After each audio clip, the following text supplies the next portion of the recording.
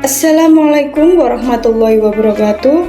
Perkenalkan, nama saya Yustia Cindy Irnanda. Saya dari kelas 1B Prodi PGMI NIM 0602072358 yang di sini akan mempresentasikan tentang hadis pada masa Nabi. Periode Rasulullah Shallallahu Alaihi Wasallam merupakan periode pertama sejarah pertumbuhan hadis. Periode ini terhitung cukup singkat dibandingkan dengan masa-masa berikutnya. Masa ini berlangsung selama 23 tahun sebelum tahun 13 Hijriah.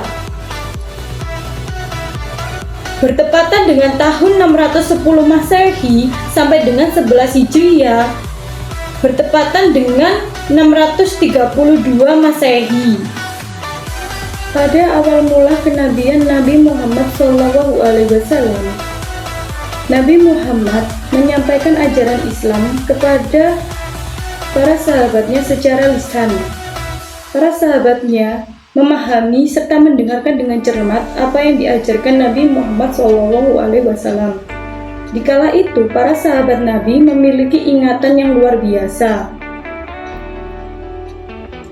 Dan para sahabat yang menyaksikan secara langsung tentang apa yang diajarkan Nabi, mereka mengambil tanggung jawab untuk menyampaikan kepada semua umat muslim di setiap wilayah dan memeriksa secara rutin bahwa apa yang diajarkan pada Nabi Muhammad SAW mereka sampaikan secara benar dan seksama.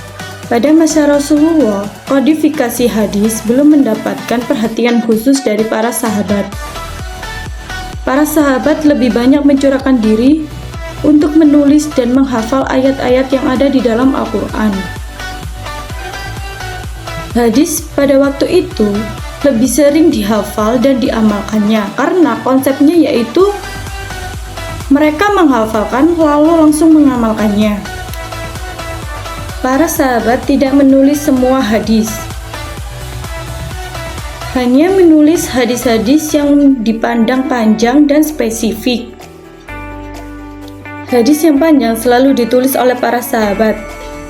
Salah satu hadis yang ditulis pada waktu itu adalah hadis untuk zakat.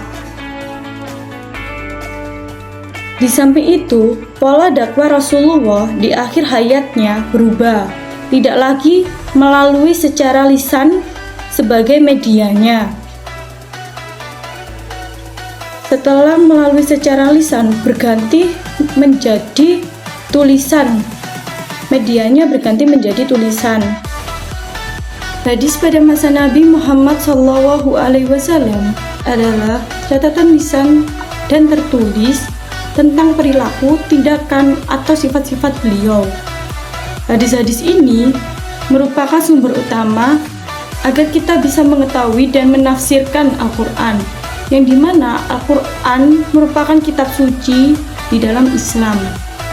Berikut ada beberapa contoh hadis pada masa Nabi Muhammad SAW, yaitu hadis tentang iman, akhlak, makanan, akhirat, ilmu, kebajikan, dan kesabaran. Hadis-hadis tersebar ke seluruh dunia Islam melalui perantara perdagangan dan perjalanan ilmuwan dan pedagang. Ini memungkinkan penyebaran ajaran Islam dan hadis Nabi Muhammad SAW ke berbagai wilayah. Perjalanan periwayatan hadis Rasulullah ini adalah proses yang panjang dan cermat untuk memastikan bahwa ajaran Islam yang otentik dipertahankan dan disampaikan kepada generasi-generasi selanjutnya. Hal ini juga menunjukkan komitmen besar para sahabat dan ulama Islam dalam menjaga keutuhan hadis-hadis Nabi Muhammad SAW. Metode yang dipakai Rasulullah SAW dalam mengajarkan ajarannya kepada para sahabat, yaitu 1. Mengajarkannya secara bertahap, yaitu cara ini ditempuh oleh Nabi seiring dengan cara Al-Quran dalam memperbaiki akidah bangsa Arab yang rusak. yakni tidak langsung sekaligus, melainkan sedikit demi sedikit.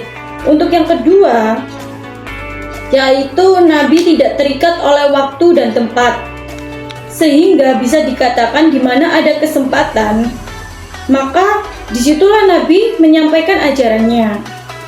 Untuk yang ketiga, mendidik dan mengajarkan dengan akhlak yang mulia. Ini tidak mempersulit dalam penyampaian. Beliau benar-benar memperhatikan kondisi dan situasi serta kadar kemampuan umat dan sahabatnya.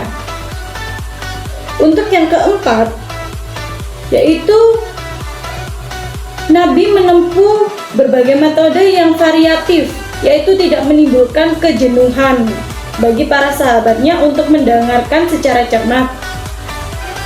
Untuk yang kelima, Nabi tidak mengabaikan pengajaran terhadap kaum perempuan, yaitu Nabi tidak melupakan meskipun Nabi memiliki tanggung jawab untuk mengajarkan ajaran hadis kepada para sahabatnya, tetapi Nabi tetap memenuhi tanggung jawabnya untuk melakukan pengajaran terhadap kaum perempuan. Sekian presentasi yang saya buat dalam video kali ini. Jika ada salah kata atau yang tidak nyaman, saya mohon maaf. Wassalamualaikum warahmatullahi wabarakatuh.